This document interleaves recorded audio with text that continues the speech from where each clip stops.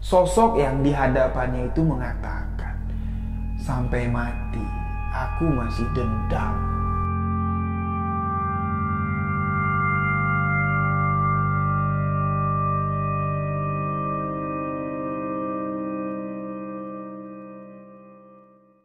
Bismillahirrahmanirrahim. Assalamualaikum warahmatullahi wabarakatuh. Halo sahabat sebuah kisah misteri, kembali lagi bersama saya Rio Wijaya. Terima kasih kepada sahabat-sahabat yang telah mendengarkan kisah misteri yang saya ceritakan.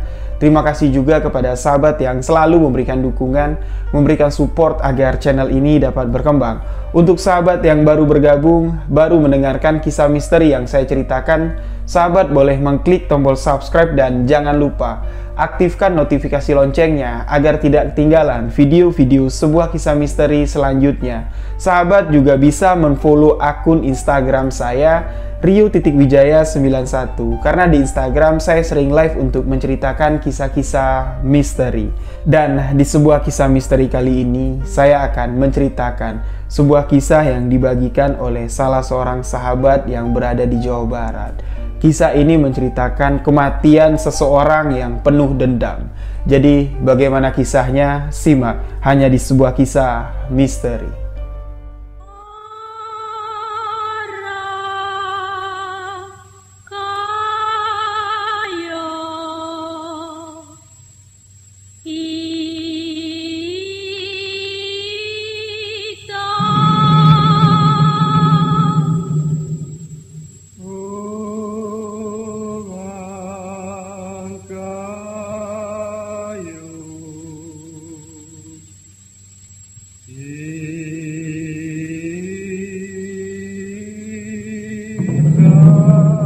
Kisah ini dibagikan oleh Alukman yang berada di Jawa Barat. Sebelum saya menceritakan kisah ini, saya ingin mengucapkan terima kasih kepada Alukman yang mana beliau telah menyempatkan waktunya membagikan kisah ini untuk saya ceritakan kembali kepada sahabat-sahabat semua. Yang mana kisah ini merupakan sebuah pengalaman pribadi, pengalaman misteri yang dialami oleh Alukman. Jadi Alukman menceritakan kejadian ini terjadi di tahun 2000 yang lalu di kampung tempat Alukman tinggal. Kita sebut sajalah nama desa tempat desa Alukman ini tinggal dengan nama Desa Baru, karena beliau tidak ingin nama desanya disebutkan di video ini karena takut nanti terjadi sesuatu hal, terjadi fitnah. Karena kejadian ini menurut Alukman merupakan sebuah pengalaman misteri dan juga bisa dijadikan pelajaran hidup untuk Alukman. Nah, di tahun 2000, Desa Baru tempat Alukman tinggal ini rata-rata pemuda yang ada di sana itu bekerja di pabrik. Hampir semua ya pemuda yang ada di sana bekerja di pabrik. Kalau enggak, pemuda-pemuda yang ada di sana merantau ke Jakarta untuk mencari pekerjaan. Tapi ada beberapa orang pemuda yang menetap di kampung tersebut. Di sini kita sebut saja dengan nama Adek CS, Adek dan kawan-kawan. Adek CS ini kurang lebih ada 5 orang lah gengnya. Mereka seumuran dengan Alukman, bahkan Adek CS ini semasa kecilnya tuh temen Alukman main. Tapi karena Alukman dan Adek CS ini kepribadian mereka berbeda, Alukman ini dia bilang sadar diri lah, kalau nggak kerja nggak bisa buat bantu orang tua. Tapi Adek CS ini beda. Latar belakang dari keluarga Adek ini memang dulu bapaknya si Adek ini adalah seorang mandor. Semasa bapaknya masih menjadi mandor, uang yang ada di keluarga tersebut ya memang lebih lah ya daripada masyarakat-masyarakat yang lain yang ada di Desa Baru. Nah, singkat cerita, hari pun berlalu, tahun pun berlalu, sekarang masanya sudah berbeda. Alukman bilang, di tahun 2000, ayah dari Adek ini sudah meninggal dunia. Bahkan sekarang, kehidupan keluarga Adek pun sudah jauh berubah drastis. Adek yang merupakan anak sematawayang dari keluarga tersebut, sekarang harus membiayai hidup dari si ibu, yang mana ibunya Adek ini sudah sakit-sakitan. Tapi di sini Adek ini bukan berpikir untuk cari kerja, Alukman bilang.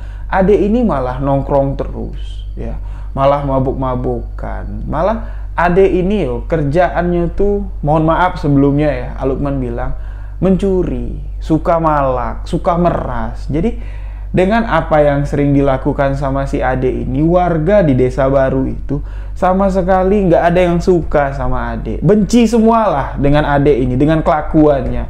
Tapi orang-orang yang ada di desa baru ini kasihan dengan kehidupan dari ibunya Ade. Masa tuanya tuh kasihan. Sekarang kondisi dari ibunya Ade itu sakit-sakitan. Bahkan Ak Lukman bilang, sampai ibu Ade ini menghembuskan nafas terakhir, si Ade ini sama sekali sifatnya nggak berubah. Masih menjadi anak yang suka mabuk-mabukan, suka bikin kerusuhan di kampung tersebut. Nah, setelah kematian dari almarhumah ibunya si Ade, kelakuan Ade ini yang diharapkan warga bisa berubah. Karena udah nggak ada orang tua lagi, warga berpikir yo Ade ini mungkin wataknya, pola pikirnya tuh bisa berubah. Tapi di sini enggak. Kelakuan Ade ini semakin menjadi-jadi. Hampir setiap malam, Ade ini nongkrong di pos ronda. Pos ronda yang terdapat di pintu gerbang dari desa baru. Jadi, desa baru ini ada sebuah gapura. Di gapura itu ada pos ronda. Nah, di pos ronda itu ada kentongan. Yang mana kan kentongan itu kalau dibunyikan, itu tandanya kalau nggak memperingati warga ada bencana. Kalau nggak kentongan itu dibunyikan, itu ada kejadian atau ada kemalingan. Nah, adik CS ini, adik dan kawan-kawannya ini ya, nongkrong lah. Setiap malam nongkrong di pos ronda tersebut, mabuk-mabukan. Kalau mereka sudah mabuk, tengah malam, adik CS ini sering membunyikan kentongan. Tong tong tong tong tong tong tong tong tong. Warga yang mendengar suara kentongan di tengah malam, ya otomatis bangun lah. Bangun ngejar ke pos ronda, ternyata yang ngebunyiin kentongan itu ya cuman orang mabuk. Orang iseng yang nggak ada kerjaan. Warga marah, ngapain dek kamu mukul kentongan ngebangunin warga? Kami kira ada apa-apa. Yo, adik CS ini cuma cengengesan. Mereka ketawa. Mereka merasa lucu lihat warga bangun tengah malam tuh panik.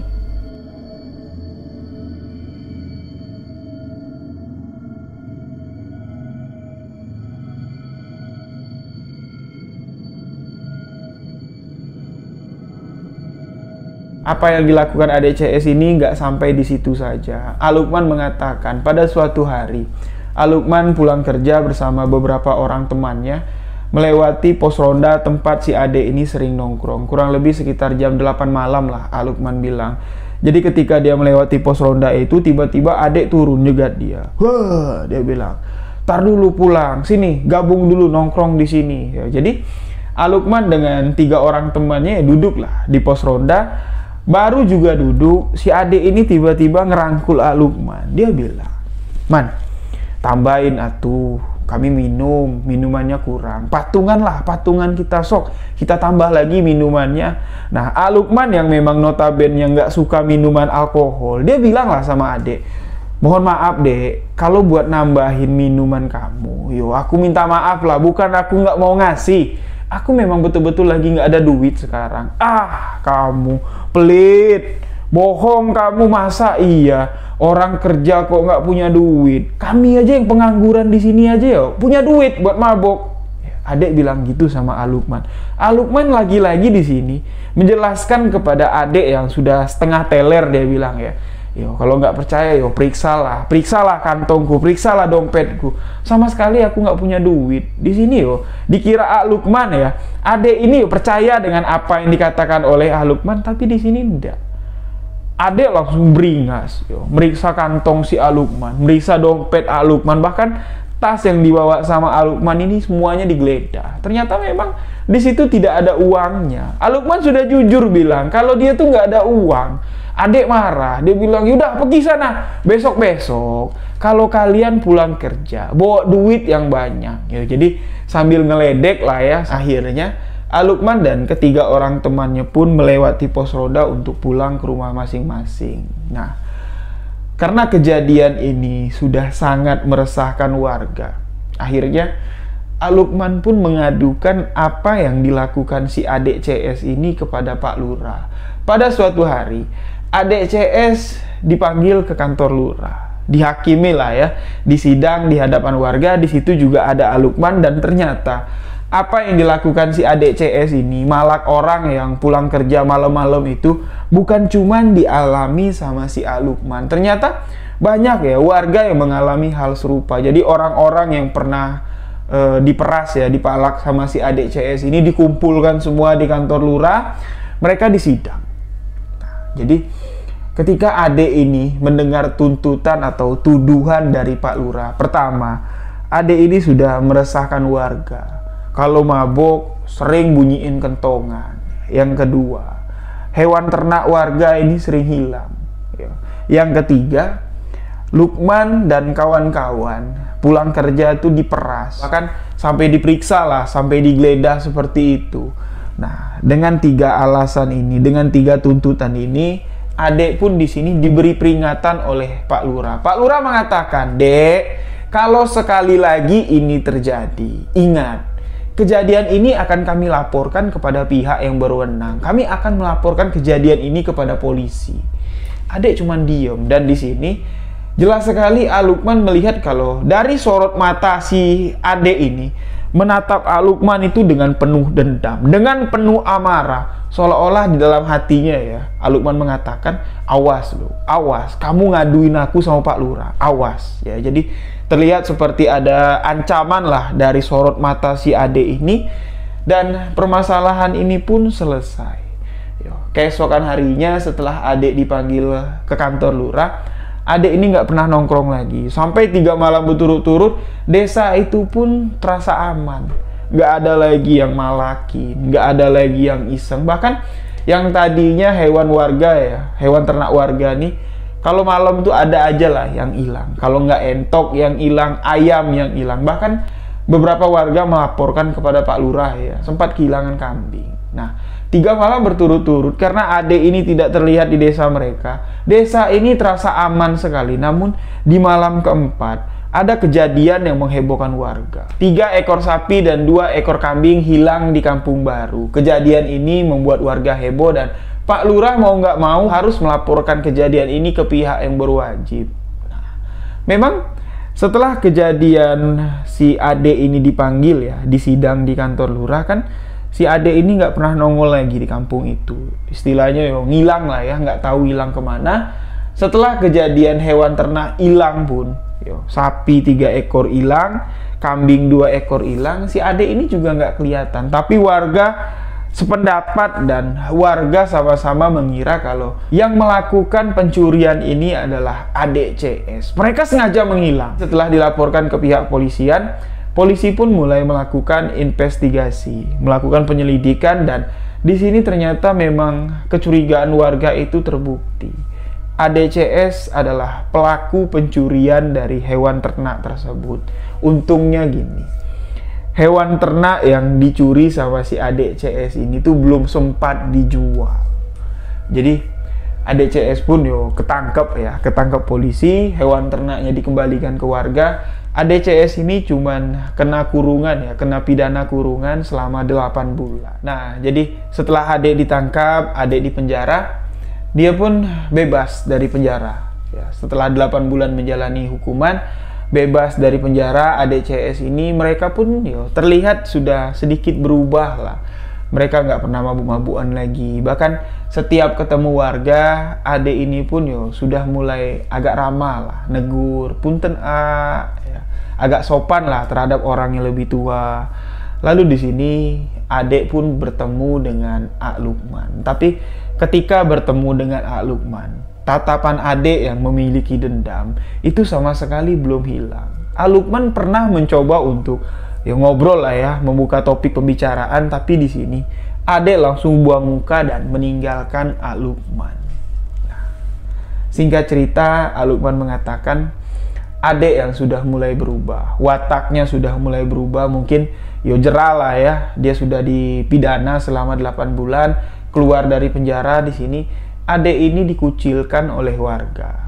Walaupun dia sudah menunjukkan sifat yang berubah, dia sudah nggak mabuk-mabukan lagi, sudah nggak bikin onar lagi, tetap aja orang kampung itu belum bisa menerima keberadaan si Ade. Singkat cerita, Ade ini sakit. Ada yang mengatakan si Ade ini sakit ginjal. Mungkin karena Ade ini terlalu sering mengkonsumsi minuman beralkohol, jadi ginjalnya itu rusak. penyakit ginjal yang dialami atau disebabkan oleh minuman alkohol ini pun menyebabkan adik meninggal dunia. Ketika itu warga pun ramailah berkumpul di kediaman adik, yang mana dia kan sudah tinggal sendirian, ya, tinggal di rumah sendirian, kedua orang tuanya sudah meninggal. Lukman pun ada di sana bersama Pak Lurah dan warga yang lain. Ketika mengetahui adik ini meninggal, warga datang ramai-ramai ke sana melihat jenazah adik itu ya sudah terbujur kaku. Di sini dengan mata yang menjelit ke atas. Pak Lurah dan Pak Ustadz mencoba untuk menutup mata jenazah tersebut, namun ketika ditutup sama Pak Ustadz, mata itu kembali terbuka, menjelit ke atas, dan Pak Ustadz mengatakan, "Innalillahi wa inna ilaihi raji'un, astagfirullahalazim."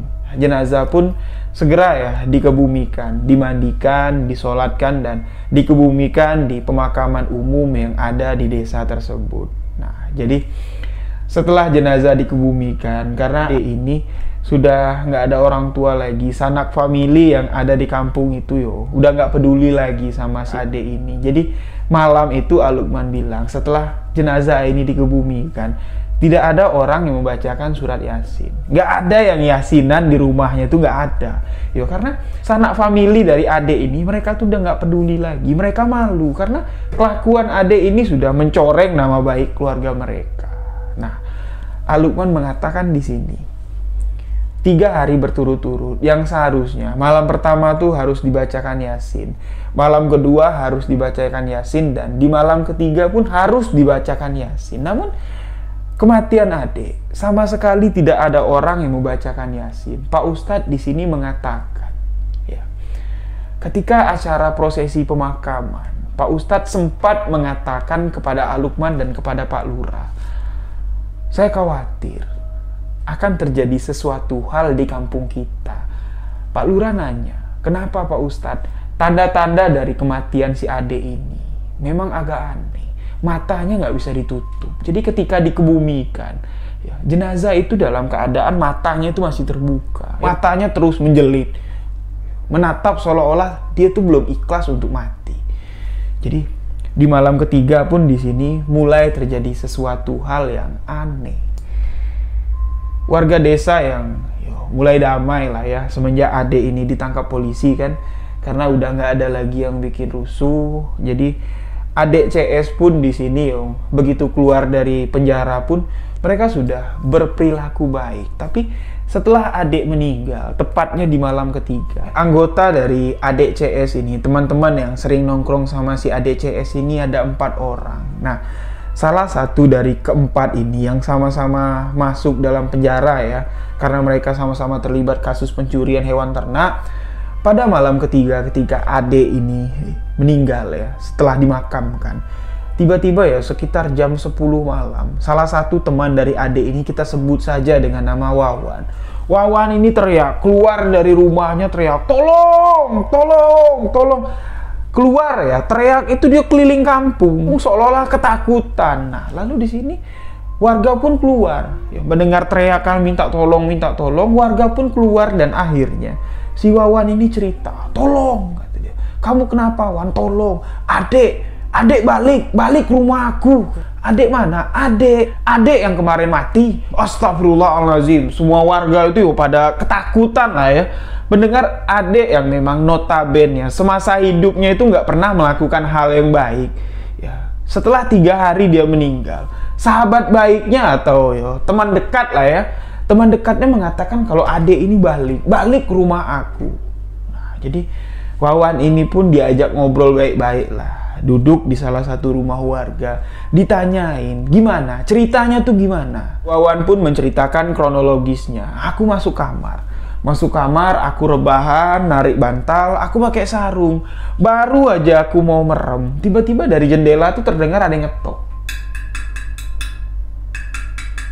Nah, aku kaget.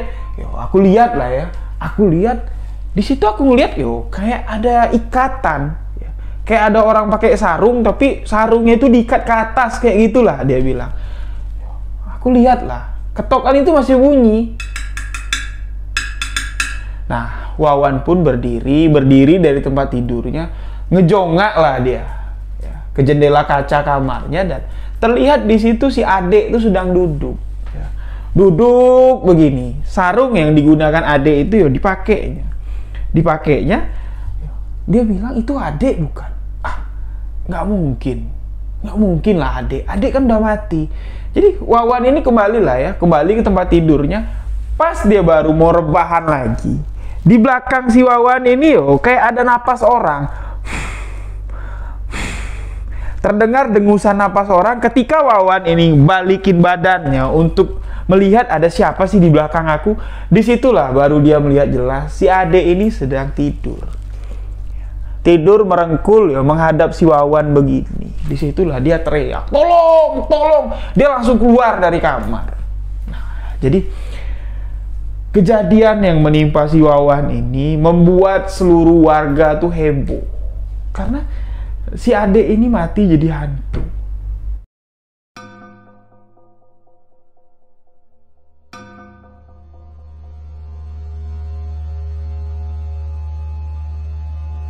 Dengan kejadian di malam itu yang dialami oleh Wawan, seluruh warga Kampung Baru pun heboh. Warga Kampung Baru ketakutan. Takutnya gini, mereka sangat takut sekali didatangi atau bertemu dengan sosok Ade yang kembali. Yang mana mereka tahu ya, mereka sadar dengan kematian Ade ini masih memiliki dendam dengan warga Kampung Baru, terutama kepada Ak Lukman. Di sini Ak Lukman mengatakan ketika dia mendengar kabar teman baik dari si Ade ini sudah bertemu, sudah didatangi oleh sosok Ade yang sudah menjadi hantu, Ak Lukman ini semakin was-was. Karena sebelum Ade meninggal kan dia tahu kalau Ade ini masih menyimpan kebencian di dalam hatinya kepada Ak Lukman. Dan kejadian-kejadian aneh pun terjadi meneror warga Kampung Baru. Malam kelima setelah Ade meninggal, sekitar jam 1 dini hari, kentongan yang ada di pos ronda ya, yang sering tempat Ade nongkrong ya, kentongan yang sering dibunyikan Ade ketika mereka mabuk dengan kawan-kawannya itu tiba-tiba berbunyi. Terdengar suara tong tong tong tong tong tong tong tong tong tong tong tong. Di sini warga-warga yang terbangun mendengar kentongan itu, sebagian tuh ada yang sadar kalau kentongan itu berbunyi secara misterius, tapi sebagian warga ini lupa kalau Ade sudah meninggal. Mereka pun keluar ramai-ramai menuju ke pos ronda. Ketika sesampainya di pos ronda, yang mereka lihat tuh nggak ada orang, cuman kentongan itu goyang ke kiri, goyang ke kanan. Jadi yang menuju ke pos ronda itu ada sekitar 5 orang. Salah satunya kita sebut saja ya Pak Amin ya. Pak Amin ini adalah ayah dari Ak Lukman. Nah, Pak Amin berada di sana bersama beberapa orang warga. Jadi Pak Amin yang menyaksikan kejadian ini ya, dia melihat kentongan itu goyang ke kiri, goyang ke kanan. Pak Amin bilang, palingan orang rese, nggak mungkin lah kentongan itu bunyi sendiri. Nah, jadi Pak Amin dan beberapa warga yang ada di sana tuh berniat untuk meninggalkan pos ronda karena mereka tahu yang bunyiin kentongan itu orang iseng. Jadi mereka berbaliklah menuju ke arah kembali ke dalam desa. Baru beberapa langkah mereka meninggalkan pos ronda. Di sini terdengar lagi kentongan itu berbunyi tong tong tong tong tong tong tong tong tong tong. Sontak di sini langsung mereka menoleh ke belakang dan ternyata yang memegang kentongan, yang memukul kentongan itu adalah sosok Ade. Pak Amin yang melihat itu udah nggak palang lagi ya. Dia melihat kalau itu jelas sekali. Kentongan itu dibunyiin sama sosok yang mirip sekali dengan si Ade. Pak Amin langsung meninggalkan lokasi tersebut, pulang ke rumah dan menceritakan kejadian ini kepada anaknya yaitu Ak Lukman. Setelah Ak Lukman ini mendengarkan cerita dari bapaknya kalau dia melihat dengan mata kepalanya sendiri tadi malam di pos ronda itu si Ade berdiri mainin kentongan, Ak Lukman ini semakin takut karena dia akan melewati pos ronda tersebut pada malam hari. Ketika dia pulang kerja, dia pasti akan melewati lokasi tersebut, lokasi yang sering tempat si Ade CS ini nongkrong. Jadi warga yang sudah semakin heboh ya dengan teror hantu ini, Mereka memutuskan untuk tidak keluar rumah pada malam hari. Si Skambling untuk ronda di kampung itu pun memutuskan untuk berhenti. Dia mengatakan kepada Pak Lurah, mohon maaf kalau masih ada teror hantu seperti ini. Lebih baik kami di rumah saja. Nggak ada juga Pak Lurah orang yang berani maling kalau musim hantu kayak gini. Dan akhirnya di kampung itu pun sudah tidak ada lagi warga yang bertugas untuk ronda. Tapi warga masih sering mendengar ya, malam-malam tuh ya, jam 1, jam 2 tuh suara kentongan tuh masih sering terdengar. Dan itu bisa dipastikan yang memainkan kentongan itu adalah sosok Ade, sosok hantunya si Ade. Nah, di sini Al Lukman mengatakan satu peristiwa yang terjadi, yang dialami langsung oleh Al Lukman. Malam itu sekitar jam 8 malam, seperti biasa Al Lukman dan beberapa orang temannya ini pulang dari kerja, melewati pos ronda yang biasa si adik CS ini nongkrong. Tapi di sini, karena warga ini sudah membatasi aktivitas di luar rumah pada malam hari, di jam 8 malam saja kampung mereka itu sepi sesepi-sepinya seperti tengah malam. Sudah nggak ada orang lagi yang lalu lalang di desa tersebut. Jadi Al Lukman bersama 3 orang temannya, mereka berjalan berempat, melewati pos ronda, masuk ke kampung tersebut. Pas melewati pos ronda, Al Lukman ini nggak tahu kenapa, dia flashback keingat kejadian ketika almarhum Ade jegat dia, malakin dia, geledah kantongnya. Dia flashback keingat dan Al Lukman ini sempat berhenti. Dia melihat ke arah pos ronda. Ketika dia melihat ke arah pos ronda, seketika bulu tengkuk itu merinding. Di sini Al Lukman ini seperti antara sadar, seperti enggak. Dia merasa kalau kejadian tempo hari itu terulang lagi. Tiba-tiba dari dalam pos ronda yang gelap, tiba-tiba Ade itu lompat, gitu di hadapan Al Lukman dan langsung menggeledah kantong celana dari Al Lukman. Menggeledah kantong saku dari Al Lukman, dan sosok yang di hadapannya itu mengatakan, sampai mati aku masih dendam.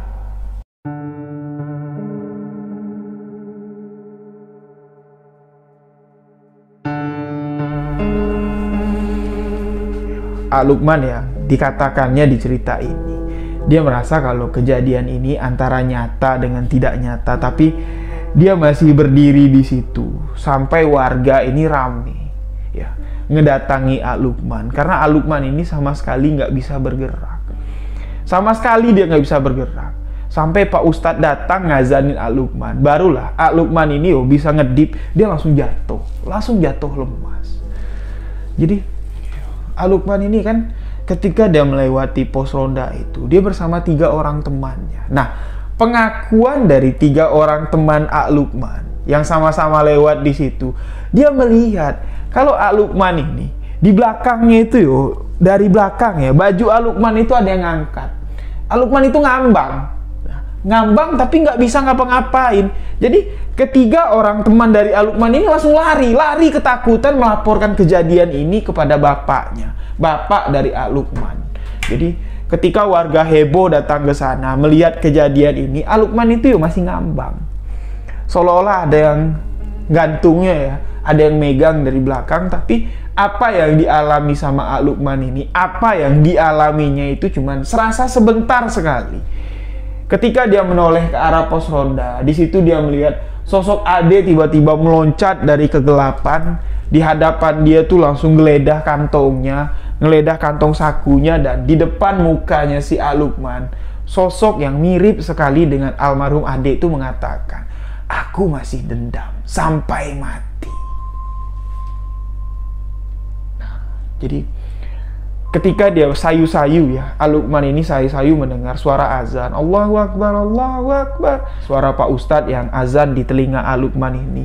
Barulah dia sadar dan Al Lukman langsung jatuh, dia lemas sekali,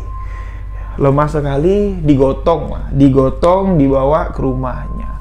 Sesampai di rumah Al Lukman, orang-orang yang ada di sana pun bertanya, Ada apa yang terjadi? Kamu kenapa? Kok tiba-tiba bisa kayak gitu? Dan Luqman pun langsung menceritakan kejadian ini, kejadian yang dialaminya. Di sini Pak Ustadz yang ada di sana mengatakan kepada Luqman, ya sudah, kejadian ini kita ambil hikmahnya saja. Ke depan sama-sama kita perbaiki kesalahan kita di sini. Kita perbaiki kesalahan kita kepada almarhum. Yang mana pada saat itu juga ya, pada malam itu juga keluarga dari almarhum Ade ini dikumpulkan. Karena dia masih banyak sebenarnya, keluarganya, sepupu-sepupunya masih ada.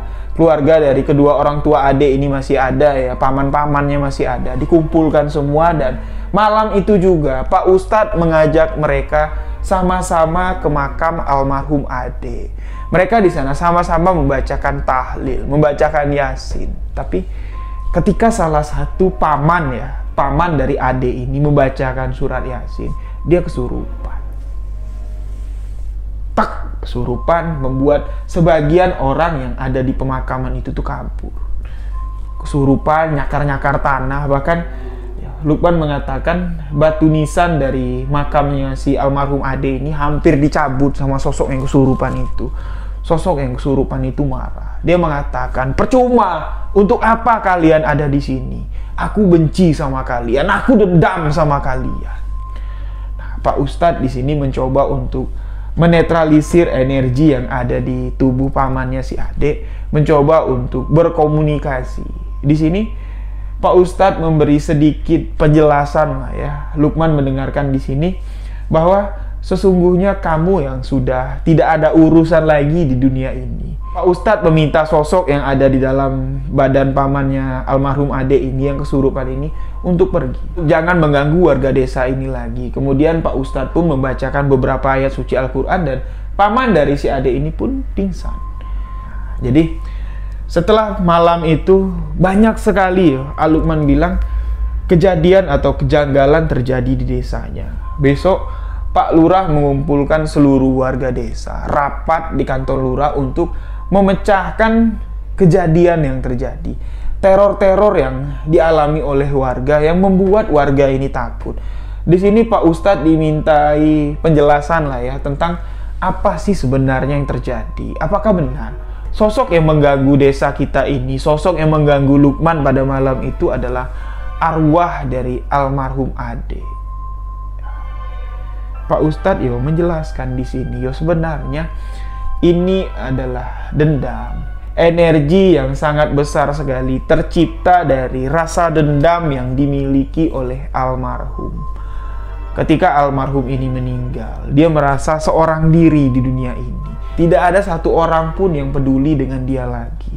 Walaupun di sini si Ade ini mencoba untuk memperbaiki dirinya. Setelah dia bebas dari penjara, Ade ini ingin kembali bersosial dengan masyarakat. Tapi masyarakat yang ada di desa tersebut sama sekali tidak nanggepin apa yang telah berubah. Ya, perilaku yang sudah ditunjukkan Ade ini udah semakin bagus. Udah nggak pernah mabuk-mabukan lagi, udah nggak pernah nongkrong lagi, udah nggak pernah bikin rusuh lagi. Bahkan yang tadinya dia memiliki sifat arogan, Ade ini udah ramah, ketemu dengan orang yang lebih tua dia sopan. Tapi memang untuk dengan si Luqman, Ade ini memiliki dendam pribadi. Makanya si Luqman ini digangguin sampai segitunya. Lalu Pak Ustadz mengatakan, marilah sama-sama kita yang ada di balai desa ini, sama-sama kita mengikhlaskan apa yang sudah terjadi, apa yang sudah dilakukan Ade, dan marilah sama-sama kita kembali menerima Ade. Walaupun dia sudah tidak ada lagi di desa kita, walaupun dia sudah berbeda alam dengan kita, marilah sama-sama kita buang pikiran buruk terhadap almarhum. Nah, jadi memang setelah kejadian-kejadian yang dialami oleh warga desa, terutama kejadian yang dialami oleh Luqman, membuat Luqman ini antara percaya dengan enggak percaya dengan apa yang telah dialaminya. Apakah benar arwah dari orang yang sudah meninggal itu bisa meneror, bisa mengganggu warga? Apakah ini cuma gangguan dari makhluk gaib yang cuma menyerupai saja? Nah, jadi Luqman mengatakan setelah kejadian ini hampir 2 minggu Ya, dia nggak pernah pulang ke kampungnya lagi. Jadi karena Ak Lukman ini kan pulangnya kan selalu malam. Ya. Selama 2 minggu dia memutuskan untuk menginap di rumah temannya daripada dia harus pulang melewati pos ronda itu, di mana tempat Ak Lukman ini mengalami suatu kejadian yang memang di luar akal sehat. Dia nggak berani, dia kapok lewat situ. Selama 2 minggu Ak Lukman ini menginap di rumah temannya, sampai memang situasi yang ada di kampung itu benar-benar sudah aman. Sudah nggak ada lagi dengar suara kentongan berbunyi malam-malam. Sudah tidak ada lagi mendengar kabar lah ya, kalau orang diganggu sama sosok yang mirip dengan Ade. Nah, jadi demikianlah sebuah kisah misteri kejadian yang dialami oleh Ak Lukman di tahun 2000 yang lalu.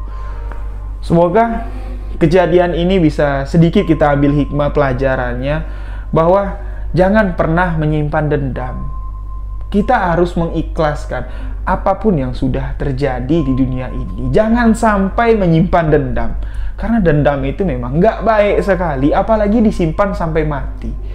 Nah, jadi demikian sebuah kisah misteri kali ini. Untuk sahabat-sahabat yang memiliki kisah seperti yang dialami oleh Ak Lukman, sahabat boleh kirimkan ke alamat email sebuahkisahmisteri@gmail.com. Mohon maaf jika ada salah-salah kata, salah ucap dalam penyampaian kisah ini.